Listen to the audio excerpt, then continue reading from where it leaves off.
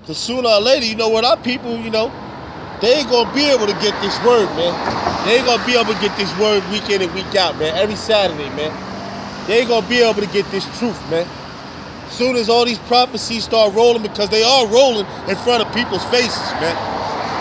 These prophecies are coming to pass in front of people's faces, man. As soon as all hell breaks loose, as soon as the microchip is introduced, martial law, race riots, famines, pestilence, they ain't going to be able to get this truth, man. Because we ain't going to no longer be out here on these street corners, man. We ain't going to be out here on these street corners trying to tell them what the truth is. All right? Trying to tell them that Esau is a so-called white man according to the Bible, which is red, Adawam. Telling you so-called Negroes, Latinos, and Native Americans that you are the biblical Israelites. Okay? Give me Genesis 25 real quick. Genesis 25. And we'll see who that's talking about. This is Genesis chapter 25, verse, I'll start at 20. And Isaac was 40 years old when he took Rebekah to wife, the daughter of Bethuel, and the Syrian of Padaram, the sister of Laban the Syrian. And Isaac entreated the Lord for his wife because she was barren. And the Lord was entreated of him.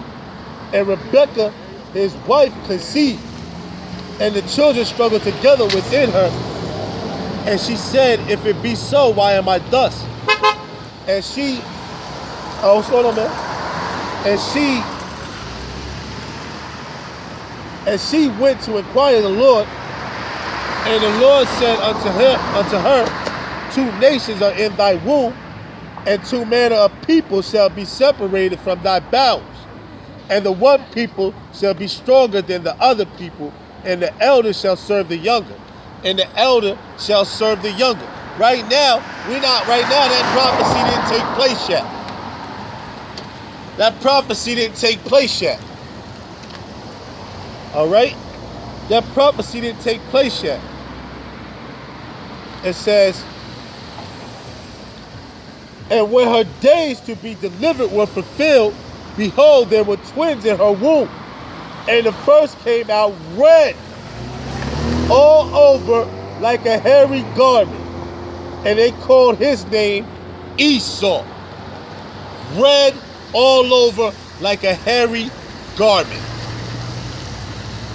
So where do you think you get the word redneck from? Just told you right there.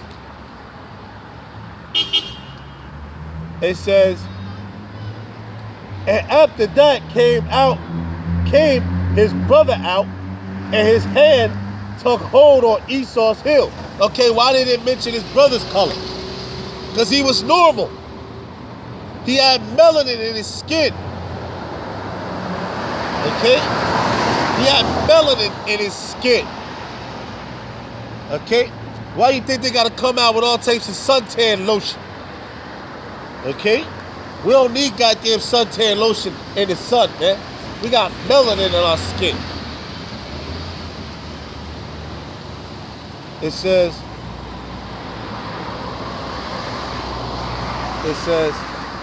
and his name was called Jacob. And Isaac was 80 years old when she bare him. And the boys grew, and Esau was a hunting hunter. Now, when you break down the characteristics, who goes out and hunts all the time? Not you so-called Negroes, Latinos, and Native Americans. You don't go out and hunt. The so-called white man goes out and hunt. Okay? He the one that goes out and hunt. Okay? You so-called Negroes, Latinos, and Native Americans, all you like to do is chill. You like to dwell in tents. It says, a man of the field, and Jacob was a plain man dwelling in tents. Jacob was a plain man dwelling in tents.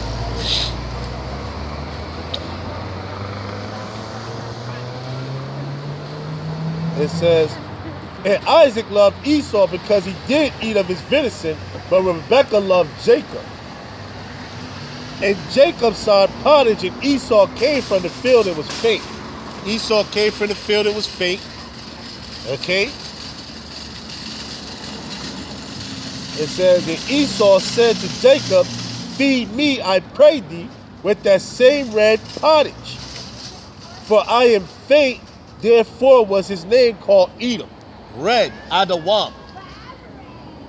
Okay, red, Adawam. Okay, that's in Hebrew. All right.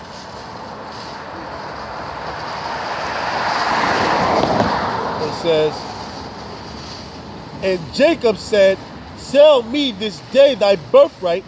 And Esau said, behold, I am at the point to die. And what profit shall this birthright do to me? And Jacob said, swear to me this day. And he swore unto him. And he sold him his birthright unto Jacob. Now the word Jacob means supplanter. But it was all set up through the spirit of the Heavenly Father before time, before this even happened, that Jacob was going to get the birthright. Okay? Because Esau was going to reject his birthright anyway, man. All right? That's why these so-called white people despise you so-called Negroes, Latinos, and Native Americans, man. They can't stand your ass, man. They might stand there and smile in your face, but believe me, when they go home at night, they talking shit about you, man. Okay? It says, then Jacob gave Esau bread and pottage of lentils, and he did eat and drink and rose up and went his way. Thus Esau despised his birthright. Yeah, thus Esau despised his birthright, man. Okay? It's like we said, man, you're not gonna get this information no more out of the men of the Lord on the street corner, man. Because when all hell breaks loose, we're not gonna have time to tell you about all these things, man. About who Esau is, who Jacob is, what all these things are, what the Lord look like. Okay? Thermonuclear missiles gonna hit America. We're not gonna be able to tell you all these things in that day, man. Alright? So it's best you come and try to get the knowledge now, man. Okay? Because there's gonna be a famine of the word out here, man. Okay, give me that. In Amos chapter 8, verse 11. Behold, the days come, saith the Lord power, that I will send a famine in the land. Not a famine of bread, nor of thirst for water, but the hearing the words of the Lord. That's right. He gonna send that famine out here of the word, man. Sooner or later, they ain't gonna see brothers on the street corner no more, man. Okay? Because all hell's gonna break loose, man. All hell gonna break loose, man. And we ain't got time to explain to you so-called Negroes, Latinos, and Native Americans what the hell is really going on, man. We trying to worry about ourselves, man, about our families, man. Okay? We ain't got time for that, but we put our trust in Yahweh Shem Yahushai, man. That's who we put our trust in. We put our trust in the Heavenly Father, man, in the Son, man. Okay, that's why we come out here week in and week out, because we are afraid of the Heavenly Father, man. We are afraid of Yahweh Shem Yahushai, man. But the rest of you so-called Negroes, Latinos, and Native Americans, you can give a goddamn, man. You ain't afraid of the Most High. You ain't afraid of Yahushai, man. You ain't afraid of them, man. You ain't afraid of Yahweh Shem Yahushai. Okay? You ain't afraid at all, man. So that's why you keep continuing on in your wickedness, man. Okay. This is Revelation. This is Salakia, Romans chapter 13, verse 1. That every soul be subject unto the higher powers, for there is no power but of the Most High. The powers that be are ordained of the Most High.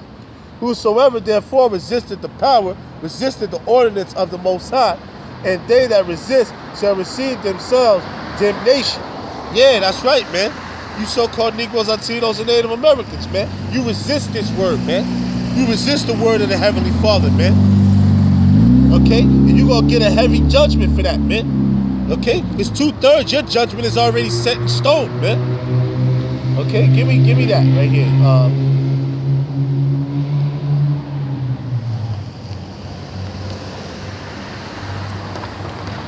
Zechariah 13 and 8. And it shall come to pass that in the land that in all the land, saith the Lord, 2 parts therein shall be cut off and die, but the third shall be left therein. It says that I will bring the third part through the fire, and I will refine them as silver is refined, and I will try them as gold is tried. They shall cry, they shall call on my name, and I will hear. Then I will say, it is my people, and they shall say that the Lord is my power. Yeah, because you're going to cry for the Heavenly Father, man. They're going to lament for the Heavenly Father in that day, man. Right now, they walk up and down, they walk past me, they drive by. But sooner or later, when I'm no longer out here, and all hell breaks loose, they going to wonder what the hell's going on, man. Instead of coming up and treating about what I'm talking about, they walk by just like they do the apostles and elders of Great Millstone, man. Okay? Just like they do all the other brothers that are around the world teaching this truth, man. Okay? They walk right back, they walk right past the camp. They hear what we say, but they can't perceive it, man. They hear what we say, and they see us out here week in and week out. Okay? But sooner or later, it's going to be on them, man. We got the blood off our hands. It's going to be on them, man. And Yahweh Shai just going to destroy them. Okay? And that's what he's going to do, man.